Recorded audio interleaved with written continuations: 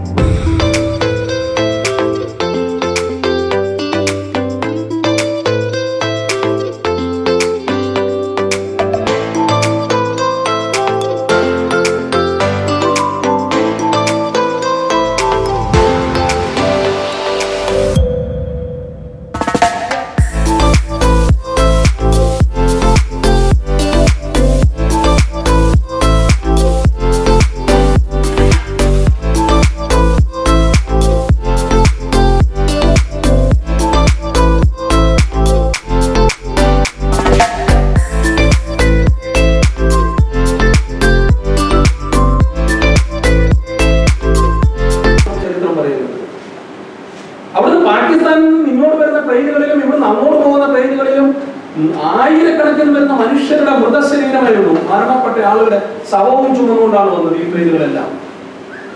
ഗാന്ധി എടുത്ത നിലപാട് പാകിസ്ഥാനിൽ എത്ര ഹിന്ദു കൊല ചെയ്യപ്പെട്ടാലും ഇന്ത്യയുടെ മണ്ണിൽ ഒരു മുസ്ലിമിന്റെ പോലും രക്തം വീഴാൻ പാടില്ല. അതാണ് ഗാന്ധിയൻ ദർശനം. അതാണ് നമ്മുടെ രാജ്യത്തിന്റെ ഭരണഘടന. അതാണ് നമ്മുടെ രാജ്യത്തിന്റെ ഭരണഘടന. ഈ രാജ്യത്തെ എല്ലാവരെയും ഉൾക്കൊള്ളുന്ന, എല്ലാവർക്കും അവന്റേതാണ് എന്ന് തോന്നുന്ന ഭരണഘടനയാണ് നമ്മുടെ രാജ്യത്തിന്റെ ഭരണഘടന. ചെറിയ കാലം കൊണ്ടൊന്നുമല്ല നമ്മുടെ ഭരണഘടന എടുത്തത്. ഇക്കണ്ട ആളുകളെല്ലാം വിളിച്ചു വരുത്തി നമ്മുടെ ഭരണഘടന തയ്യാറാക്കിയത് ഗാന്ധിയുടെ വലിയ കാഴ്ചപ്പാടായിരുന്നു. ഈ രാജ്യം എല്ലാവരുടെയുമാണ്. നഥുറാം വിനായക് ഗോഡ്സെ തൂക്കിലെത്തുന്നതിന് മുമ്പ് കുറച്ച് കാര്യങ്ങൾ അനുയായികൾക്ക് പകർന്നു കൊടുത്തിട്ടുണ്ടാവും.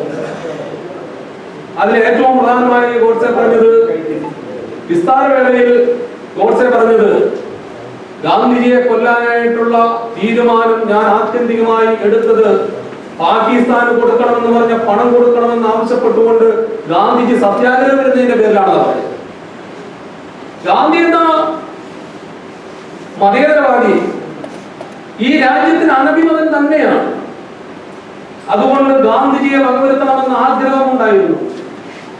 പക്ഷേ ആ ആഗ്രഹം അത് ശക്തമായത് ഗാന്ധിജി നടത്തിയ സത്യാഗ്രഹത്തോടെയാണ്. എന്താണ് ഗാന്ധി നടത്തിയ സത്യാഗ്രഹം? നമ്മുടെ രാജ്യം രണ്ടായി വെട്ടിമുറിക്കുന്ന സമയത്ത് ബ്രിട്ടീഷുകാരുടെ മധ്യസ്ഥതയിൽ നടത്തുന്ന ഉടമ്പടിയുണ്ട്. സ്വത്ത് വീതം വെക്കാൻ നമ്മുടെ വീട്ടിൽ പറയും എന്ന് പറയുന്നത്, അതിന്റെ 50% തുക നമ്മൾ പാകിസ്ഥാന് കൊടുക്കാനുണ്ട്. സ്വാതന്ത്ര്യം ലഭിച്ചു കഴിഞ്ഞപ്പോൾ ആ തുക ആവശ്യപ്പെട്ടു പാകിസ്ഥാൻ. ആവശ്യപ്പെട്ടപ്പോ നമ്മുടെ ഇവിടെ എല്ലാവരും പറഞ്ഞു കൊടുക്കണ്ട. അങ്ങനെ കൊടുക്കുന്ന തുക അവിടെ ഹിന്ദുക്കളെ കൊണ്ടുകൊടുക്കാൻ വിനിയോഗിക്കും, അതുകൊണ്ട് കൊടുക്കണ്ടായിരുന്നു. ഗാന്ധിജി എടുത്ത നിലപാട് അവർക്ക് അർഹതപ്പെട്ടതാണത്, അത് കൊടുക്കണം. അതിനുവേണ്ടി ഗാന്ധിജി സത്യാഗ്രഹം എടുത്തു. അതാണ് ഗാന്ധിജിയെ വധിക്കാൻ ഞാൻ അവസാനമായി ആത്യന്തികമായി ഞാൻ തീരുമാനമെടുത്തത് എന്ന് ഗോഡ്സെ പറയുകയുണ്ടായി.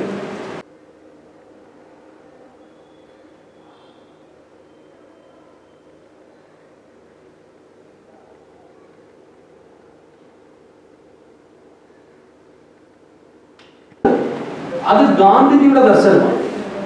എല്ലാവരെയും ഉൾക്കൊള്ളുന്ന, എല്ലാവരെയും ചേർത്ത് പിടിക്കുന്ന ആ ഗാന്ധിയൻ ദർശനമാണ് നമ്മുടെ രാജ്യത്തിന്റെ ഭരണഘടന. ആ ഗാന്ധിയൻ ദർശനമാണ് ഈ രാജ്യത്തെ മുന്നോട്ട് നയിച്ചിട്ടുള്ളത്. ആ ഗാന്ധിയൻ ദർശനമാണ് ലോകത്തെ ഏതൊരു അസ്വസ്ഥതയ്ക്കും പരിഹാരമായിട്ടുള്ളത്. ലോകത്തുണ്ടാകുന്ന ഏത് പ്രശ്നങ്ങൾക്കും പരിഹാരം ഗാന്ധിയൻ ദർശനത്തിലുണ്ട്. ആ ഗാന്ധിയെ മനസ്സിലാക്കുവാനും പഠിക്കുവാനും നമ്മൾ തയ്യാറാകുന്നു. ഗാന്ധി 1948 ജാനുവരി മാസം 30 വൈകുന്നേരം 5 മണിക്ക് ബിർള മന്ദിരത്തിൽ നിന്നും പ്രാർത്ഥനയ്ക്കായി പോകുമ്പോൾ 5 മണിക്ക് വെടിയേറ്റ് അദ്ദേഹം വീഴുമ്പോൾ അദ്ദേഹത്തിന്റെ നാവിൽ നിന്ന് ഹേ റാം എന്നാണ് വന്നത്. ഗാന്ധി രാമഭക്തനായി. ഇവിടെ ഇപ്പം BJP-ക്കാർ പ്രചരിപ്പിക്കുന്നത് നമുക്കൊക്കെ അറിയാം. പക്ഷെ ഗാന്ധിജി രാമൻ എന്താണെന്നും ഗാന്ധിയുടെ രാമൻ ആരാണെന്നും പറഞ്ഞിട്ടുണ്ട്. നരേന്ദ്രമോദി പോയി പൂജാകർമ്മങ്ങൾ ചെയ്ത് തുറന്നു കൊടുത്ത ക്ഷേത്രത്തിൽ ഇരിക്കുന്ന വിഗ്രഹമല്ലായിരുന്നു ഗാന്ധിയുടെ രാമൻ. ഗാന്ധിജിയുടെ രാമൻ സീതയുടെ ഭർത്താവല്ലായിരുന്നു. ഗാന്ധിജിയുടെ രാമൻ മനുഷ്യന്റെ ഹൃദയത്തിൽ കുടികൊള്ളുന്ന മനുഷ്യത്വത്തിന്റെയും അഹിംസയുടെയും പ്രതിബിംബമായിരുന്നു. ആ പ്രതിബിംബമാണ് ഈ രാജ്യത്തിന്റെ വെളിച്ചമെന്നാണ് ഗാന്ധിജി പറഞ്ഞത്. ആ രാമനെയാണ് ഗാന്ധിജി വിളിച്ചുകൊണ്ടത്. ഇന്ത്യ മതേതര രാജ്യമാണ്. ആ രാജ്യത്ത് മതമില്ലാത്ത ഭരണഘടന നിലനിൽക്കുന്ന രാജ്യത്ത്, മതം ഇല്ലാത്ത ഒരു രാജ്യം, നമ്മുടെ രാജ്യത്തിന് സ്വന്തമായി മതമില്ല. അതാണ് നമ്മുടെ രാജ്യത്തിന്റെ ഏറ്റവും വലിയ പ്രത്യേകത എന്ന് പറയുന്നത്. ലോകത്തെ മറ്റ് മതാഭൂരിപക്ഷം വരുന്ന രാജ്യങ്ങൾ മതാധിഷ്ഠിതമായ ഭരണഘടനയ്ക്ക് കീഴിലാണ്. പക്ഷെ ഇന്ത്യ മതാധിഷ്ഠിത രാജ്യമല്ല. രാജ്യത്തിന് സ്വന്തമായി മതമില്ല, ഭരണഘടനയ്ക്ക് മതമില്ല, മതേതരത്വ രാജ്യമാണ്. അതുകൊണ്ടാണ് നമ്മുടെ ഭരണഘടന എല്ലാവർക്കും തുല്യമായ, എല്ലാവർക്കും ഏത് മതത്തിൽ വേണേലും വിശ്വസിക്കാം, ഏത് ദൈവത്തെ വേണേലും തിരഞ്ഞെടുക്കാം, അതിന്റെ പ്രചാരണം നടത്താം, അവിടെ പോയി പിന്നെ പ്രാർത്ഥിക്കാം, എന്തും ചെയ്യാം, ഇതൊന്നുമില്ലാത്തവൻ അത് പറയാം, ജാതി മതത്തിൽ വിശ്വസിക്കാത്തവൻ അങ്ങനെ പോകാം, എല്ലാം ആകാൻ കഴിയുന്നത് നമുക്ക് അതുകൊണ്ടാണ്. അപ്പൊ ആ മതേതരത്വമാണ് ഗാന്ധിജി കണ്ടിരുന്ന രാമനോട്.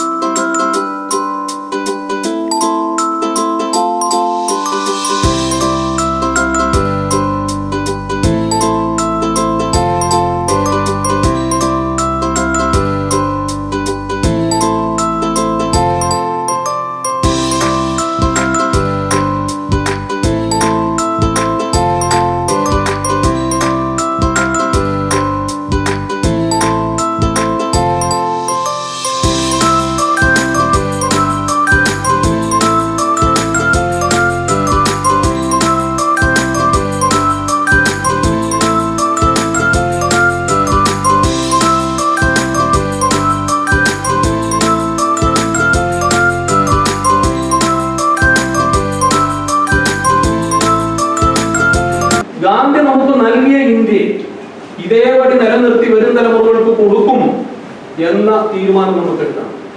ഈ രാജ്യത്തെ നമ്മുടെ കൈകളിലേക്ക് ഏൽപ്പിച്ചവർ അവരുടെ ജീവൻ കൊടുത്തിട്ടാണ്. നമുക്ക് ജീവൻ കൊടുക്കേണ്ട, നമുക്ക് ഈ രാജ്യത്തെ വരും തലമുറകൾക്ക് കൊടുക്കാൻ നമ്മുടെ പാർട്ടിയെ ശക്തിപ്പെടുത്തണം. ഈ രക്ഷാഭി പ്രതിജ്ഞ എടുക്കുന്നതായി മാറട്ടെ എന്ന് മാത്രം പറയുന്നു. ഇവിടെ വളരെ നല്ല നിലയിൽ ഏതൊരു വിഷയവും വളരെ നന്നായി പഠിച്ച് വളരെ നന്നായി അവതരിപ്പിക്കുന്ന പ്രിയപ്പെട്ട സ്നേഹിത നിഷ ഇവിടെ എത്തിയിട്ടുണ്ട്. ഇവിടെ സ്വാഗത പ്രസംഗം പറഞ്ഞ പോലെ കോൺഗ്രസിന്റെ ഒരു സൈബർ പോരാളിയാണ്. ഞാൻ നിഷയുടെ പിന്നെ യൂട്യൂബ് ചാനലൊക്കെ ഞാൻ സമയം കിട്ടുന്ന പുറത്ത് നോക്കാം. എത്ര ഭംഗിയായിട്ടാണ് ഓരോ വിഷയങ്ങളിലും കോൺഗ്രസിന്റെ തെളിഞ്ഞാർന്ന രാഷ്ട്രീയത്തെ ഉയർത്തിപ്പിടിച്ചുകൊണ്ട് കോൺഗ്രസിന്റെ കാഴ്ചപ്പാടുകളിലൂടെ വർത്തമാനം പറയുന്നത്. അതൊരു വലിയ പോരാട്ടമാണ്. വളരെ കേരളത്തിൽ അങ്ങോളം ഇങ്ങോളം ഇത്തരം ചെറുതും വലുതുമായ യോഗങ്ങളിലൊക്കെ പങ്കെടുത്ത് തന്റെ രാഷ്ട്രീയം ജനങ്ങളോട് ആളുകളോട് പറയുകയും വളർന്നു വരുന്ന വർഗീയതയ്ക്കെതിരെയും സംസ്ഥാനത്ത് നിലനിൽക്കുന്ന ഭരണകൂട ഭീകരതയ്ക്കെതിരെയും ഒക്കെ വളരെ മനോഹരമായി വർത്തമാനം പറയുകയൊക്കെ ചെയ്യുന്ന വിഷയം എന്നിവിടെ ഗാന്ധിയൻ ദർശനത്തെ കുറിച്ചും ഗാന്ധിയൻ കാഴ്ചപ്പാടുകളെ കുറിച്ചും സംസാരിക്കാൻ ഈ ഓർമ്മ ദിവസം ഉദ്ഘാടനം ചെയ്തായിരിക്കുന്നു. നന്ദി, നമസ്കാരം. ബഹുമാനായ അധ്യക്ഷന്റെ അനുഭവത്തോടുകൂടി കാര്യങ്ങൾ പറയുന്നു. നമ്മുടെ കാര്യപരിപാടിയിൽ ശ്രീമതി നിഷ സോമന്റെ പ്രഭാഷണത്തിന് മുൻപായി ഒരു ഗാനാർച്ചന കൂടിയുണ്ട്. മഹാകവി വള്ളത്തോളിന്റെ എന്റെ ഗുരുനാഥൻ എന്ന കവിതയിലെ ഏതാനും ഭാഗങ്ങൾ മാത്രം, പ്രസക്തമായ ഭാഗങ്ങൾ മാത്രം അഡ്വക്കേറ്റ് ശ്രീജി ഇവിടെ ആലപിക്കുന്നതാണ്.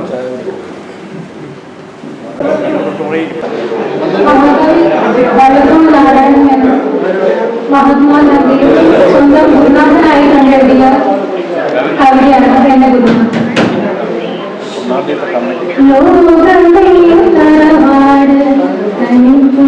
ചെടികളും പുലികളും പുഴുക്കളും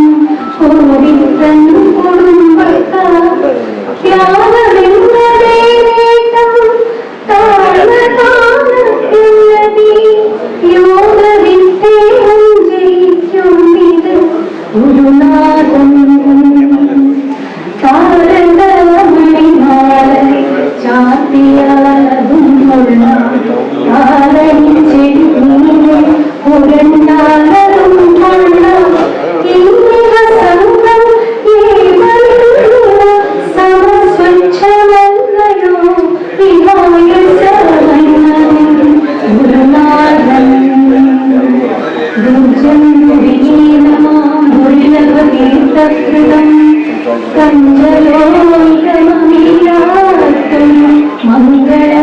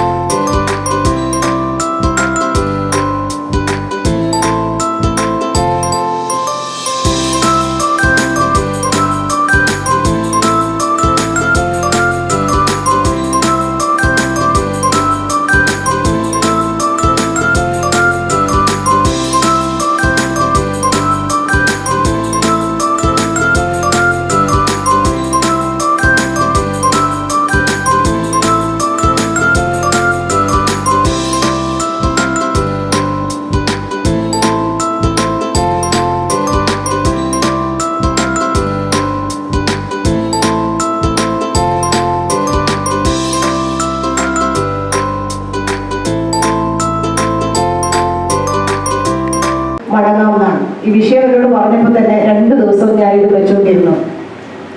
കാരണം ഗാന്ധിയിലേക്ക് മടങ്ങാമെന്ന് പറയുന്നത് നടക്കുന്ന കാര്യമില്ല. പിന്നെ എന്താണ് അതിനെക്കുറിച്ച് പറയുക? ഗാന്ധിയിലേക്ക് മടങ്ങാൻ കഴിയില്ല. അതാണ് വാസ്തവം, അതാണ് റിയാലിറ്റി.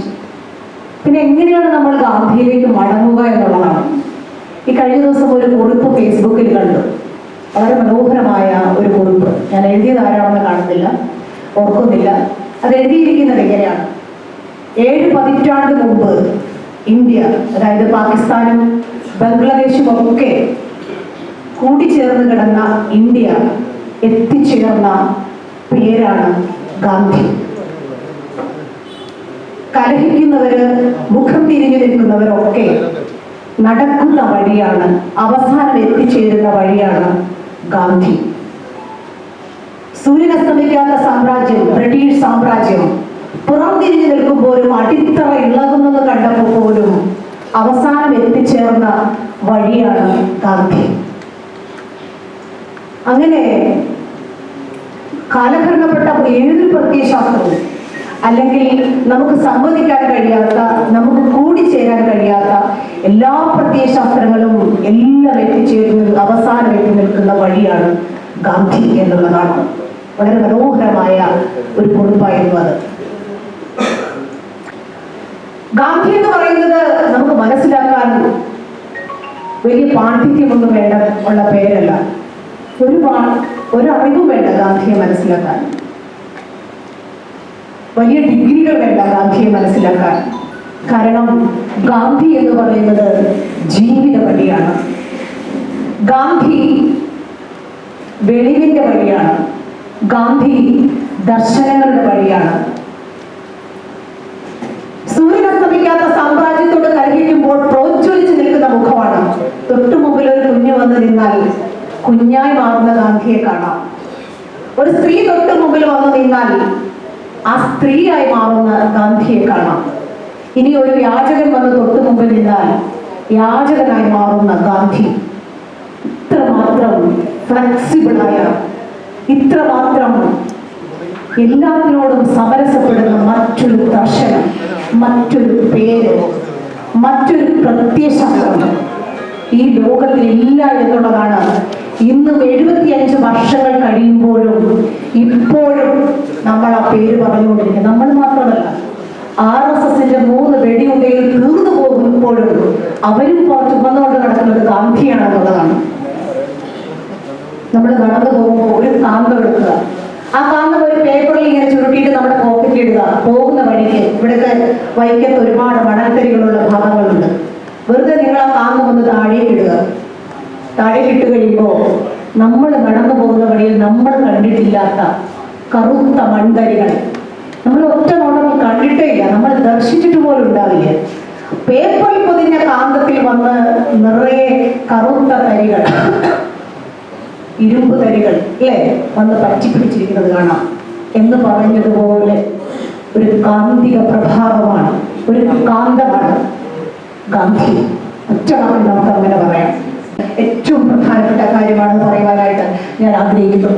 അതുപോലെ ജീവിതത്തോട് ചേരാത്ത ദർശനം എന്ന് പറയുന്നത് ജീവനില്ലാത്ത ശരീരമെന്നാണ്. ദർശനം വേണമെന്ന് പറയുമ്പോൾ ആ ദർശനം എന്ന് പറയുന്നത് പ്രധാനപ്പെട്ട കാര്യമാണ്. ജീവിതത്തോട് ചേരുന്ന ദർശനമാണ് വേണ്ടത്. ജീവിതത്തോട് ചേരുന്ന ദർശനം, അതായിരുന്നു ഗാന്ധി. ഗാന്ധിയുടെ ജീവിതം അതാണ് my life is my message എന്ന് പറഞ്ഞത്. എൻ്റെ ശരീരമാണ്, എൻ്റെ ജീവിതമാണ് എൻ്റെ സന്ദേശം. അപ്പോ ജീവിതത്തോട് ചേരാത്ത ഒരു ദർശനവും ദർശനമല്ല. ഒരുപാട് വലിയ പാണ്ഡിത്യം ഉള്ളവർ സംസാരിക്കുന്നുണ്ട്, ഭയങ്കര ദർശനം ഒക്കെ സംസാരിക്കുന്ന ആളുകൾ നമ്മൾ കണ്ടിട്ടുണ്ട്. പക്ഷേ അവരൊന്നും ജീവിതത്തോട് സമരസപ്പെടാത്തവരായിരിക്കാം. എനിക്ക് രണ്ടാമത്തെ കാര്യം നിങ്ങളോട് പറയാനുള്ളത് ജീവിതത്തോട് ചേരാത്ത ഒരു ദർശനവും ദർശനമല്ല എന്നുള്ളതാണ് രണ്ടാമത്തെ കാര്യം. മൂന്നാമത്തെ കാര്യം ഗാന്ധി പറഞ്ഞത്, ഞാൻ 3-4 കാര്യങ്ങളെ പറയുന്നുള്ളൂ. ഗാന്ധിയിലേക്ക് മടങ്ങുക എന്ന് പറയുന്നത് നാലാമത്തെ കാര്യം ഇതാണ്. ദണ്ഡി യാത്ര കഴിഞ്ഞ ഏറ്റവും അവസാനത്തെ ദിവസം അദ്ദേഹത്തിന്റെ കൂടെ അബ്ബാസ് എന്ന് പറയുന്ന 16-കാരനുണ്ട്, 25 വയസ്സുകാരനുണ്ട്, ലീലാധർ എന്ന് പറയുന്ന 16. എപ്പോഴെങ്കിലും എന്തുകൊണ്ടാണ് ഗാന്ധി ഉപ്പ് കുറുക്കിയതെന്ന് ചിന്തിച്ചിട്ടുണ്ടോ? അതുകൂടി പറഞ്ഞുകൊണ്ട് ഞാൻ അവസാനിപ്പിക്കും.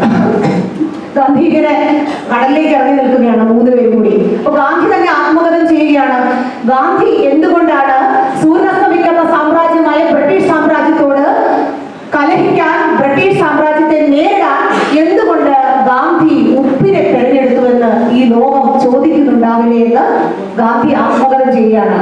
അപ്പോ ഇപ്പുറത്ത് നിന്ന് ലീലാധറും അതുപോലെ തന്നെ അബ്ബാസും കേട്ടു ഈ ആത്മകഥ. അപ്പോ അവർ പറഞ്ഞു ശരിയാണ് ബാപ്പു, ഈ ലോകം. ഗാന്ധി പറഞ്ഞ ഒരു മറുപടി ഉണ്ട്, എന്താണെന്നറിയോ? ഷിബുവിനറിയായിരിക്കും. ജീവോ ജീവസ്യ ജീവാനി, ജീവോ ജീവസ്യ ജീവാനി എന്ന് പറയുന്നത് ജീവോ ജീവസ്യ ജീവാനി എന്ന് പറഞ്ഞു കഴിഞ്ഞാൽ ഈ പ്രകൃതിയിലുള്ള മുഴുവൻ മാംസാഹാരം കഴിക്കുന്നവരോ അല്ലെങ്കിൽ സസ്യാഹാരം കഴിക്കുന്നവരുടെ ജീവജാലങ്ങൾ മുഴുവൻ, ജീവനുള്ളതെല്ലാം ഭക്ഷിക്കുന്നത് ജീവനുള്ളവയെ തന്നെയാണ്. മനസ്സിലായോ? ജീവോ ജീവസ്യ ജീവാനി, പ്രകൃതിയിലുള്ള മുഴുവൻ സകല സചേതനങ്ങളായ അചേതനങ്ങളായ മുഴുവൻ ജീവജാലങ്ങളും ഭക്ഷിക്കുന്നത്, ആഹരിക്കുന്നത് ജീവനുള്ളവയെ തന്നെയാണ്. മനസ്സിലായോ? ചേച്ചിക്ക് മനസ്സിലായോ? ജീവനുള്ളവയെ തന്നെയാണ്. ഇപ്പോ പശു ജീവനുള്ളവയാണ്, സസ്യാഹാരിയായ പശു ജീവനുള്ളവയാണ് ഭക്ഷിക്കുന്നത് അല്ലേ? പുല്ല് ജീവനുള്ളതാണ്. മനുഷ്യൻ മൃഗത്തെ ഭക്ഷിക്കുന്നു, മാംസാഹാരം കഴിക്കുന്നു. ഇനി അല്ലെങ്കിൽ ജീവനുള്ളവയിൽ നിന്ന് ലഭിക്കുന്ന പദാർത്ഥങ്ങളെയാണ് നമ്മൾ ഭക്ഷിക്കുന്നത്. അതായത് മുളക്, മല്ലി, ഇങ്ങനെയുള്ള സാധനങ്ങളെല്ലാം ഉണ്ടല്ലോ, ഇതെല്ലാം ജീവനുള്ളവയിൽ നിന്ന് എടുക്കുന്നതാണ്. പക്ഷേ ഈ ലോകത്ത് അചേതനമായ അല്ലെങ്കിൽ ജീവനില്ലാത്ത വസ്തുവിൽ നിന്ന് ഉരുത്തിരിഞ്ഞെടുക്കുന്ന ഒരേ ഒരു വസ്തു എന്ന് പറയുന്നത് ഉപ്പാണ്. എപ്പോഴെങ്കിലും ചിന്തിച്ചിട്ടുണ്ടോ എന്തുകൊണ്ടാണ് ഗാന്ധി ഉപ്പ് കുറിക്കുന്നത്? ചിന്തിച്ചിട്ടുണ്ടോ? ഇതാണ് ഉപ്പാണ്. അതായത് അചേതനമായ ഒരു വസ്തുവിൽ നിന്ന് ഉണ്ടാക്കിയെടുത്ത ലോകത്തെ ഒരേ ഒരു ആഹാര സാധനം എന്ന് പറയുന്നത് ഉപ്പാണ്. അപ്പൊ എന്തുകൊണ്ടാണ് ഉപ്പ് കുറുക്കി ഗാന്ധി അവിടെ സമരം അവസാനിപ്പിച്ചതുകൂടി പറഞ്ഞു വെക്കാം. ജന്തുവിൽ നിന്നും മനുഷ്യരിൽ നിന്നും അതായത് ജന്തുക്കളിൽ നിന്ന് മനുഷ്യരെ വേർപെടുത്തുന്ന ഒരേ ഒരു ആഹാര സാധനം എന്ന് പറയുന്നത് ഉപ്പാണ്. മനസ്സിലായോ? ജന്തുവിൽ നിന്ന് മനുഷ്യരെ വേർപെടുത്തുന്ന ഒരേ ഒരു ആഹാരം എന്ന് പറയുന്നത് ഉപ്പാണ്. എന്ന് വെച്ചാൽ ഗാന്ധി ഈ ഉപ്പിലൂടെ, അതായത് ജന്തുവിൽ നിന്ന് വേർതിരിക്കുകയാണ്, മൃഗങ്ങളിൽ നിന്ന് മനുഷ്യരെ വേർപെടുത്തി നിർത്തുകയാണ്. ഈ ഉപ്പ് എന്ന് പറയുന്നത് സ്നേഹത്തിന്റെ കൂട്ടായിട്ട്, മനുഷ്യത്വമായിട്ടാണ് ഗാന്ധി അവതരിപ്പിക്കുന്നത്. ഹിംസ എന്ന് പറയുന്ന ഏറ്റവും നാശകരമായ വാക്കിനെ അകാരം ചേർത്ത് അഹിംസ എന്ന് പറഞ്ഞ ഒരു സംഭവത്തെ, ഒരു ദർശനത്തെ, ഒരു പ്രത്യയശാസ്ത്രത്തെ ഈ ലോകത്തിൽ അവതരിപ്പിച്ച മനുഷ്യനാണ് ഗാന്ധി. ആ ഗാന്ധി പറയുകയാണ് ഉപ്പ് എന്ന് ഈ മനുഷ്യനെയും ജന്തുക്കൾ അല്ലെങ്കിൽ മൃഗങ്ങൾ എന്ന് പറയുന്നത് കലഹിക്കുന്നത് അതിൽ അക്രമം ഉണ്ടാകും അല്ലെ, ചോര വീഴ്ത്തും. അതിൽ നിന്ന് മനുഷ്യനെ മാറ്റി നിർത്തിക്കൊണ്ട് അചേതനമായ വസ്തുവിൽ നിന്ന് ഉത്പാദിപ്പിക്കുന്ന ഉപ്പിനെ കൂട്ടിച്ചേർത്ത് നിർത്തി ഉപ്പ് മനുഷ്യത്വമായി അവതരിപ്പിച്ച് ഈ സമരത്തിലേക്ക് കൊണ്ടുവരികയാണ് ഗാന്ധി ചെയ്തത്. മനസ്സിലായോ ഇന്നത്തെ കാര്യം? മനുഷ്യത്വമാണ്, സ്നേഹമാണ് കൂട്ടിച്ചേർക്കാൻ, സമരത്തിൽ കൂട്ടിച്ചേർക്കാൻ ഗാന്ധി ഉദ്ദേശിച്ചത്. ഇത് മാത്രമാണ് ഉപ്പ് കുറുക്കുന്നതുമായി ബന്ധപ്പെട്ട് ഗാന്ധി മുന്നോട്ട് വെച്ച ദർശനം എന്ന് പറയുന്നത്. സ്നേഹത്തിൻ്റെതാണ് ആ ദർശനം എന്ന് പറയുന്നത്. വീണ്ടെടുക്കലിൻ്റെതാണ്, മനുഷ്യത്വത്തിൻ്റെതാണ് ആ ദർശനം എന്ന് പറയുന്നത്. ആ ദർശനത്തെയാണ് നമ്മൾ ഈ പുതിയ കാലഘട്ടങ്ങൾ ഇത്രയേറെ അപഹാസ്യമാക്കാൻ ഈ ലോകം, ഈ രാജ്യമൊക്കെ ശ്രമിച്ചുകൊണ്ടിരിക്കുന്നത്. മറുപടി പറയാൻ ഞാനും നിങ്ങളും ബാധ്യസ്ഥരാണ്. ഇവിടെ ഇരിക്കുന്ന ഷിബുവിനോട് ഞാൻ ചോദിച്ചു, ഇവിടെ ഇരിക്കുന്നവരൊക്കെ ഹിന്ദുക്കളായിട്ടുള്ള കൂടുതൽ ആളുകളും ഹിന്ദു മതത്തിൽ വിശ്വസിക്കുന്നവരാണ്. ഒരു ക്രിസ്ത്യാനിക്കോ ഒരു മുസൽമാനോ പറയാവുന്നതിൽ കൂടുതൽ ഈ രാജ്യത്തോട് വിളിച്ചു പറയാനുള്ള കാര്യങ്ങൾ നിങ്ങളുടെ ഓരോരുത്തരുടെയും മനസ്സിലുണ്ട്. സനാതന ധർമ്മത്തിൽ വിശ്വസിക്കുന്നവരാണ് ഞാനെന്നും, ഹിന്ദു മതവിശ്വാസങ്ങളെയും ആചാരങ്ങളെയും പിന്തുടരുന്നവരാണ് ഞാനെന്നും, നിങ്ങൾ പറയുന്ന രാമരാജ്യം ഇതല്ല എന്നും RSS മുന്നോട്ട് വയ്ക്കുന്നത് മതരാജ്യത്തിന്റെ വിപ്ലവമാണെന്നും വിളംബരമാണെന്നും പറയാനുള്ള തന്റെ ഇടം നിങ്ങൾക്കുണ്ടാകണം. ഈ ടോക്ക് കഴിഞ്ഞിട്ട് ഞാൻ ഒരു ഫിലോസഫിയും പറഞ്ഞില്ല. ഗാന്ധിയിലൂടെ മടങ്ങാൻ വേണ്ടി 3-4 കാര്യങ്ങൾ പറഞ്ഞുള്ളൂ. ഒന്ന്, വെളിവുണ്ടാകുക, നല്ല മനുഷ്യനായി ജീവിക്കുക, നല്ല ഭാഷണം നടത്തുക, നല്ലവനായി ജീവിക്കുക. 4 കാര്യങ്ങളെ പറഞ്ഞുള്ളൂ. ഈ 4 കാര്യത്തിൽ ഈ ഒരൊറ്റ കാര്യം, ഇത് കേട്ടിട്ട് ഇവിടെ നിന്ന് പോകുമ്പോൾ ഒരു തീരുമാനം എടുക്കണം. ഞാൻ പലപ്പോഴും ശ്രദ്ധിക്കാറുണ്ട്. ഞാനൊരു ക്രിസ്ത്യൻ ആചാരങ്ങൾ വളർന്ന ഒരാളാണ്. ജനിച്ചപ്പോൾ തൊട്ട് ക്രൈസ്തവ മതവിശ്വാസത്തിൽ ജീവിച്ച് അതിന്റെ ആചാരങ്ങളെ പിൻപറ്റി അതിന്റെ ഏറ്റവും സങ്കടമായ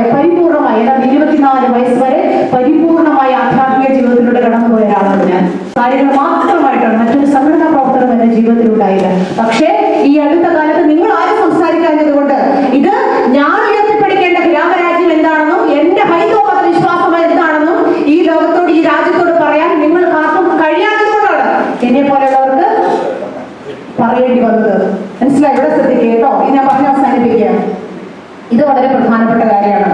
നിങ്ങൾ പറയാത്തിടത്താണ് എനിക്കും അതുപോലെ പലർക്കും പറയേണ്ടി വന്നത്. സുരേഷ് എപ്പോഴും പറയുന്ന ഒരു കാര്യം, എനിക്ക് മതമില്ല. അദ്ദേഹത്തിന്റെ വീടിന്റെ വാതുക്കൽ അത് എഴുതി വെച്ചിട്ടുണ്ടെന്നാണ് പറയുന്നത്. അത് അദ്ദേഹത്തിന്റെ നിലപാടാണ്. അത് പറയാൻ അദ്ദേഹത്തിന് മടിയില്ല. ഇവിടെ വേണമെന്ന് അദ്ദേഹം അത് വിളിച്ചു പറയും. അതിന്റെ പേരിൽ വോട്ട് കുറയുന്നുണ്ടോ കുറയുന്നില്ലേ എന്നുള്ളത് അദ്ദേഹം നോക്കുന്നില്ല. കാരണം അത് അദ്ദേഹത്തിന്റെ നിലപാടാണ്. നിങ്ങൾ ഹിന്ദുമത വിശ്വാസത്തിലുള്ളവരാണെങ്കിൽ, ഹിന്ദുമത ആചാരങ്ങളെ പിൻപറ്റുന്നവരാണെങ്കിൽ ഇപ്പോൾ ഈ നടക്കുന്ന കാപട്യത്തെ പൊളിച്ചെടുക്കാനുള്ള ബാധ്യത നിങ്ങൾക്കുണ്ട്. ഞാൻ പറയുമ്പോൾ നിങ്ങൾക്ക് കേൾക്കണോ? കഴിഞ്ഞ ദിവസം ഞാൻ ആ വീഡിയോ ചെയ്യുമ്പോൾ ഒരു കറുത്ത സാരിയാണ് ഉടുത്തിരുന്നത്. ആ കറുത്ത സാരി എടുത്തപ്പോൾ ഒരു കറുത്ത എവിടുന്നോ കിട്ടിയ സാധാരണ നിയന്ത്രിക്കുന്ന ഒരു സംശയം വേണ്ട. അപ്പോ DCC പ്രസിഡന്റ് പേജ് നിങ്ങൾ പോയി നോക്കണം. എന്നിട്ട് 100 ലൈക്കിലും 200 ലൈക്കിലും തീരേണ്ടതല്ല. അത് ഏറ്റവും കുറഞ്ഞത് 2000 ഒരു 2K അത് കിടക്കണം. കാരണം അദ്ദേഹത്തിന്റെ അനുയായികൾ ഇവിടെ ഉണ്ട്. അദ്ദേഹത്തെ പ്രൊട്ടക്ട് ചെയ്യാൻ അദ്ദേഹം പറയുന്നത് എന്തുമാകട്ടെ അത് പ്രൊട്ടക്ട് ചെയ്യാൻ ഞങ്ങൾ ഇവിടെ ഉള്ളത് ഈ സമൂഹത്തിന് കാണിച്ചു കൊടുക്കാൻ ഉള്ള ബാധ്യത നിങ്ങൾക്കുണ്ട്. ഇതൊക്കെയാണ് ഗാന്ധി പറഞ്ഞു വെച്ചത്. ഇതിനെ പിന്തുടരാൻ നമ്മൾ തയ്യാറാകണം. അപ്പോ ലൈക്ക് ചെയ്ത് കഴിഞ്ഞാൽ അയാളൊക്കെ വലിയ ഉയർന്നു പോകുന്നൊക്കെയുള്ള പേടിയാണ്. അങ്ങനെയൊന്നും പേടിക്കണ്ട. നമുക്കുള്ളതേ നമുക്ക് വരും. നമുക്കല്ലാത്തതൊന്നും നമുക്ക് വരില്ല. നമ്മുടെ സ്പേസിൽ മറ്റൊരാളും കയറി നിൽക്കില്ല. എനിക്ക് കിട്ടാതെ പോയത് എന്റെ സ്പേസ് അല്ല എന്ന് വിശ്വസിക്കാനുള്ള കരുത്ത് കൂടി നിങ്ങൾ കാണിക്കണം. അപ്പോ ഞാൻ അവസാനിപ്പിക്കുകയാണ്. നിങ്ങളുടെ ഒരു ദൗത്യം നിങ്ങൾ ഏറ്റെടുക്കണം. ഹിന്ദുമത വിശ്വാസത്തിൽ വിശ്വസിക്കുന്ന, ഹിന്ദുമത ആചാരങ്ങളെ പിൻപറ്റുന്ന നിങ്ങൾ ഈ രാജ്യത്തോട്, ഈ ലോകത്തോട്, RSSനോട്, സംഘപരിവാറിനോട് വിളിച്ചു പറയണം. ഇത് ഞാൻ പിൻപറ്റുന്ന രാമനെയല്ല RSS പിൻപറ്റുന്നത് ധൈര്യത്തോടെ വിളിച്ചു പറയാൻ നിങ്ങൾക്ക് സാധിക്കണം. സോഷ്യൽ മീഡിയ ഉപയോഗിക്കണം, ഫേസ്ബുക്ക് ഉപയോഗിക്കണം, അല്ലെങ്കിൽ മറ്റ് അക്കൗണ്ടുകൾ ഉപയോഗിച്ചിട്ട് പറയണം. അത് അത്തരം ഒരു വിപ്ലവം നമ്മൾ നടന്നു നോക്കിക്കേ. ഈ കേരളത്തിന്റെ ഓരോ ബ്ലോക്കിലും അല്ലെങ്കിൽ ഓരോ മണ്ഡലത്തിലുള്ള ഒരു 100 ഹൈന്ദവ വിശ്വാസികൾ ഇന്നു മുതൽ ഇറങ്ങി പുറപ്പെടുക. സോഷ്യൽ മീഡിയ മുഴുവൻ നിങ്ങൾ നിറയട്ടെ. എന്റെ ഹിന്ദുമത വിശ്വാസം ഇതാണ്. സംഘപരിവാർ മുന്നോട്ട് വയ്ക്കുന്നതല്ല എന്റെ ഹിന്ദുമതം. ഇത് നിങ്ങൾ മുന്നോട്ട് വയ്ക്കുന്ന രാമനല്ല എന്റെ രാമൻ. നിങ്ങൾ പറഞ്ഞതല്ല യഥാർത്ഥ രാമരാജ്യം. അത് ഗാന്ധി പറഞ്ഞതാണെന്ന് പറയാനുള്ള തന്റെ ഇടം നിങ്ങൾക്കുണ്ടാകണം. നിങ്ങൾ പറയാതെ പോകുമ്പോഴാണ് എന്നെ പോലുള്ളവർക്ക് പറയേണ്ടി വരുന്നത്. ഞാൻ പറയുന്ന ഹൃദയമാവുന്ന കാന്തം ഈ മണ്ണിലെ വിശേഷിപ്പിച്ചിട്ടാണ് അദ്ദേഹം മടങ്ങിപ്പോയത്. അതുകൊണ്ടാണ് 75 വർഷങ്ങൾ കഴിയുമ്പോഴും ഇപ്പോഴും ഞാനും നിങ്ങളുമടക്കം ഗാന്ധിയുടെ പിന്നാലെ നടക്കുന്നത്. മൈക്ക് കെട്ടിവെച്ച് പറയാൻ എളുപ്പമാണ് ഗാന്ധിയിലേക്ക് മടങ്ങാമെന്ന് പറയുന്നത്. പരസ്യം എഴുതുമ്പോൾ, പേപ്പറിൽ എഴുതുമ്പോൾ, വാചകങ്ങളിൽ ഇങ്ങനെ പോസ്റ്ററുകൾ അടിക്കാൻ വളരെ മനോഹരമാണ്, എളുപ്പമാണ് ഗാന്ധിയിലേക്ക് മടങ്ങാമെന്ന് പറയുന്നത്. ഉപന്യാസം പറയാൻ എളുപ്പമാണ് ഗാന്ധിയിലേക്ക് മടങ്ങാമെന്ന് പറയുന്നത്. വലിയ പ്രഭാഷണം നടത്താൻ എളുപ്പമാണ് ഗാന്ധിയിലേക്ക് മടങ്ങാമെന്ന് പറയുന്നത്. പക്ഷേ ജീവിക്കാൻ എളുപ്പമല്ല. കാരണം ഒറ്റ വാക്കിൽ ഇങ്ങനെ പറയാം, ഗാന്ധിയെ അറിയണമെങ്കിൽ നമുക്ക് വെളിവുണ്ടാകണം, ദർശനങ്ങൾ ഉണ്ടാകണം. വെളിവ് ഗാന്ധി തന്നെ ഉപയോഗിക്കുന്ന ഒരു വാക്കാണ് വെളിവ് എന്ന് പറയുന്നത്. അദ്ദേഹം പറയുന്നത് ദർശനം എന്നുള്ള വാക്കാണ് ഉപയോഗിക്കുന്നത്. അപ്പോഴാണ് പറയുന്നത്, ആരാ പറയുന്നത്? RSSകാര് പറയുന്നത് അത്രമേൽ ഭാരമില്ലാതെ ഞങ്ങളെ ഈ പ്രത്യയശാസ്ത്രത്തെ ചുമന്നുകൊണ്ട് നടക്കാൻ താല്പര്യപ്പെടുന്നു എന്ന്. നമുക്ക് പറ്റണില്ല, പൊക്കാൻ പറ്റുന്നില്ല. ദണ്ഡിയാത്ര 384 കിലോമീറ്റർ യാത്ര 1930 മാർച്ച് 12 മുതൽ 24 ദിവസം കഴിഞ്ഞ് ഏപ്രിൽ 6 വരെ നീണ്ട ദണ്ഡിയാത്ര. വളരെ മനോഹരമായ യാത്ര ഇങ്ങനെ മുന്നോട്ട് പോവുകയാണ്. നടക്കുമ്പോൾ അത് കൂടെയുള്ളവരൊക്കെ ക്ഷണിച്ചു. ചിലര് വഴിയിരിക്കുന്നു. അപ്പോ ഗാന്ധി ഒരു പാട്ട് പാടി. ആ പാട്ടിന്റെ 3ാമത്തെ വരി എല്ലാവരും പ്രതീക്ഷിച്ചു ഗാന്ധി ഇങ്ങനെ പാടുന്നത്: സുന്ദര പ്രകൃതി, സുന്ദര വിഗ്രഹ ശ്യാമം, അല്ലെ ഷിബു? സുന്ദര വിഗ്രഹ പാടുമെന്ന് വിചാരിച്ചു. പിന്നുള്ളത് ഗംഗാ തുളസി, സുന്ദര വിഗ്രഹ ശ്യാമ. ഓർക്കുന്നുണ്ടോ വരികൾ? ഗംഗ ഓർക്കില്ലല്ലേ? ആരും അറിയില്ല. അങ്ങനെ പോകുന്ന ഒരു 3 വരി. അപ്പോൾ അങ്ങനെ പാടുമെന്ന് വിചാരിച്ചു. അപ്പോഴാണ് ഗാന്ധി പാടുന്നത്, ഈശ്വരല്ല തേരെ നാം സബുക്കോ സന്മതി തേ ഭഗവാൻ. രഘുപതി രാഘവ രാജാ രാം പതിതു പാലന സീതാരാം സീതാരാം സീതാരാം भज प्यारे तू सीताराम ईश्वर तेरे नाम सबको सम्मत दे भगवान. ഈ പാട്ട് എന്താ പാടേണ്ടതെന്നറിയോ? ജാനുവരി 22 RSSന്റെ പ്രത്യയശാസ്ത്രം പുതിയ ഹിന്ദു രാഷ്ട്രത്തിന്റെ വിളംബരം ഈ രാജ്യത്ത് പുറപ്പെടുവിക്കുമ്പോൾ ഒരൊറ്റ കോൺഗ്രസ്സുകാരനും ഉണ്ടായില്ല ഈ പാട്ട് പാടാൻ. അങ്ങനെ ഒരു സ്ട്രാറ്റജി രൂപപ്പെടുത്താൻ ഇന്ത്യൻ നാഷണൽ കോൺഗ്രസിന് കഴിഞ്ഞില്ല എന്നുള്ളത് സങ്കടത്തോടെ ഞാൻ ആലോചിക്കാറുണ്ട്. രാജ്യം മുഴുവൻ വിളക്കുകൾ കത്തിക്കുമ്പോൾ, രാമപ്രദേശ് നടക്കുന്ന സമയത്ത് രാജ്യം മുഴുവൻ വിളക്കുകൾ കത്തിക്കുമ്പോൾ ഇന്ത്യൻ നാഷണൽ കോൺഗ്രസിന്റെ നേതൃത്വത്തിൽ പറഞ്ഞില്ല, കുടുംബത്തിലെല്ലാം മുക്കിലും മൂലയിലും രാജ്യത്തിന്റെ മുക്കിലും മൂലയിലും ഈ പാട്ട് മൈക്ക് വെച്ച് പാടണമെന്ന് ഇന്ത്യൻ നാഷണൽ കോൺഗ്രസ് പറഞ്ഞില്ല. വളരെ സങ്കടത്തോടെ ഞാൻ ഓർക്കുന്ന ഒരു കാര്യമാണ്. നമുക്ക് ഒരുമിച്ച്